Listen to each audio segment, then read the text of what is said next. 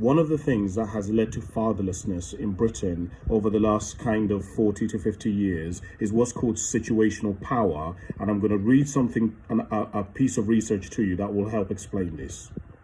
The distress and anger felt by non-resident parents unable to play a full role in their children's lives, vividly described by Bob Gelfor in 2003, is well documented. Organizations campaigning for men's rights, particularly but not exclusively fathers, are growing, with some increasingly militant.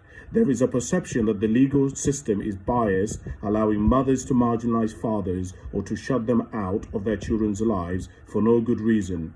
In particular, it is argued that women typically get residence and therefore control the extent of the father's involvement. While legal remedies are available, fathers are discouraged by cost, deterred by legal advice about the prospect of success, and disadvantaged by having to prevent themselves against a legally aided mother. The slow legal process allows a status quo to be established, which is hard to overturn.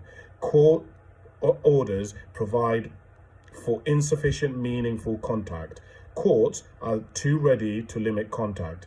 Mothers can easily flout court orders, and courts do not act decisively to ensure compliance.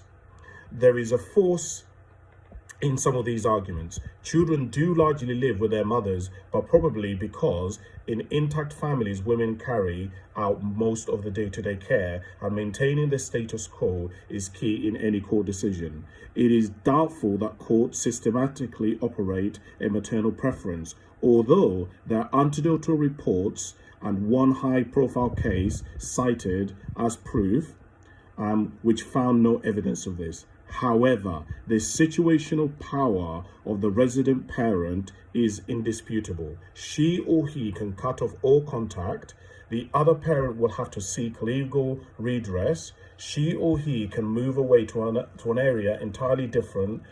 Certain decisions, such as moving to another country, need court authorization, but this is rarely refused, and courts have been reluctant to use punitive sanctions to force contact orders. In other words, if it is a mother who is stopping the father from seeing their children, basically remember that the court wants to keep whatever is already established. If that mother wants to move away to a different part of the country, which is 5 hours away, or wants to move abroad, basically it is very, very, very difficult for the court to overturn it, and the man will have to pay in order to get it overturned. So situation, it's not that the courts are biased, but it's situational.